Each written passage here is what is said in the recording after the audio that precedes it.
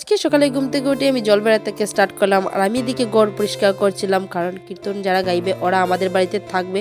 আর আমি আর বড় মা মিলে ঘরটা পরিষ্কার করছিলাম। ময়না এদিকে স্কুল থেকে এক্সাম শেষ করে ও আমার জন্য পরোটা আর ঘুগনি নিয়ে এসেছিল, আর আমি আর ময়না বসে এখানে খাচ্ছিলাম। আর এদিকে দেখো মা বলছে যে ঘরে একটু জল দেব, তার জন্য মা জল নিয়ে আসছে আর আমি ছিটিয়ে ছিটিয়ে দিচ্ছি। জল দেওয়া শেষ হতে না হতেই বৃষ্টি চলে এসেছিল। আর ডোডোকে আমি নিয়ে এখানে বসেছিলাম, আর ও বসে বসে অনেক বৃষ্টি দেখছিল আর অনেক মজা পাচ্ছিল।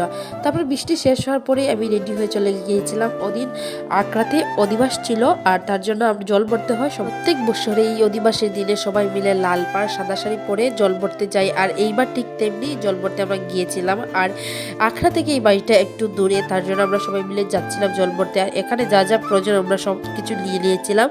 আর জল ভরা শেষ করে আমরা চলে আসলাম। আর এখানে অনেক প্রেম দড়ি চলছে।